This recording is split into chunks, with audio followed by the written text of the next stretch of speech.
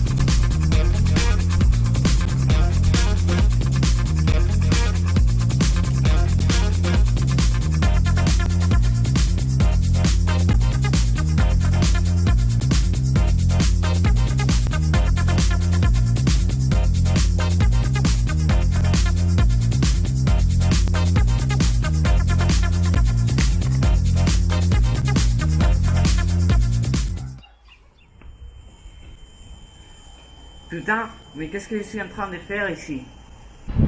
Vous avez eu un accident de voiture. Vous êtes décédé. Mort? Vous vous foutez de ma gueule. C'est pas possible. Je peux pas être mort. Mais, en tout cas, si j'étais mort, je suis au ciel maintenant. Pas exactement. On va vous apprendre à respecter les femmes. Vous dites quoi de respecter les femmes? Vous avez bien entendu. On va vous apprendre à respecter la femme. Parce que vous avez été un sacré abruti qui a abusé de presque toutes les femmes avec qui vous avez été en contact.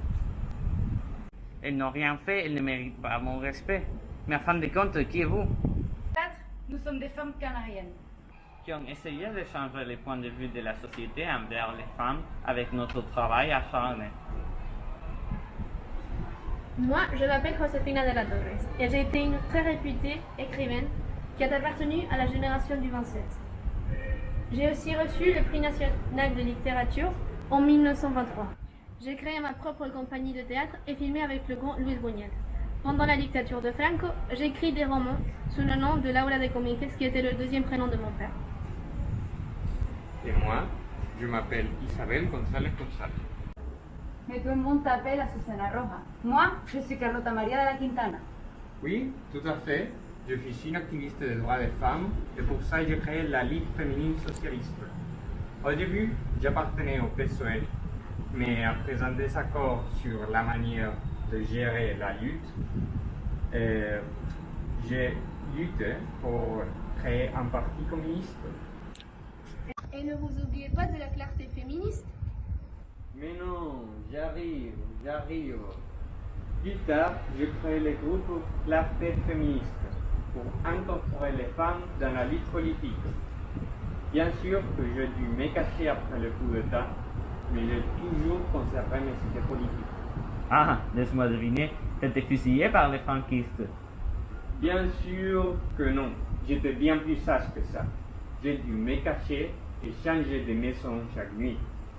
Mais ils n'ont jamais réussi à me retrouver. Je suis morte sur mon lit à l'âge de 78 ans en 1968. Ah bon? Et moi, je m'appelle Benito Delors. Je suis trapéziste international. J'ai reçu 9 médailles pour ma carrière dans les cercles. J'ai écrit 6 livres et j'ai été protagoniste dans un film marin américain. Moi, je suis née en 1910 à Altenara. On m'appelle la docteure des pauvres, car toute ma vie, j'ai aidé les personnes sans recours. T'étais une vraie héroïne, n'est-ce pas? Je ne me considère pas une héroïne, mais on pourrait m'appeler comme ça. Je me suis fait respecter dans le domaine de la médecine par une grande quantité d'hommes, car dans cette époque-là, que les hommes pouvaient être des docteurs. Je suis la première spécialiste médicale dans les îles Canaries et la troisième dans toute l'Espagne. Ah bon, vous avez fini votre carrière assez jeune, pas vrai? J'ai fini mes études quand j'avais 25 ans. Après avoir fini ma carrière et mon doctorat, je suis allée en Allemagne et en Suisse pour compléter mes connaissances. Dans les années 40, je suis retournée dans mon île natale pour travailler comme chirurgienne. Et c'est grâce à elle que vous avez pu naître. Grâce à moi, votre grand-mère a pu donner naissance à votre mère, puisqu'elle a eu des problèmes et j'ai dû lui faire une césarienne, même si elle ne pouvait pas se le permettre. C'est donc grâce à vous qu'il a pu vivre cette vie misérable de maltraiteur. Effectivement. Pensez à votre mère, celle qui vous a élevé et nourri pendant toutes ces années, pendant qu'elle devait travailler 15 heures par jour. Vous l'avez maltraité et vous l'avez fait pleurer. Et votre copine, celle qui vous aurait pu donner des enfants, elle aussi, vous l'avez maltraitée. Vous avez été un homme très négligeable. Et vous? Qu'est-ce que vous avez fait d'important dans votre vie?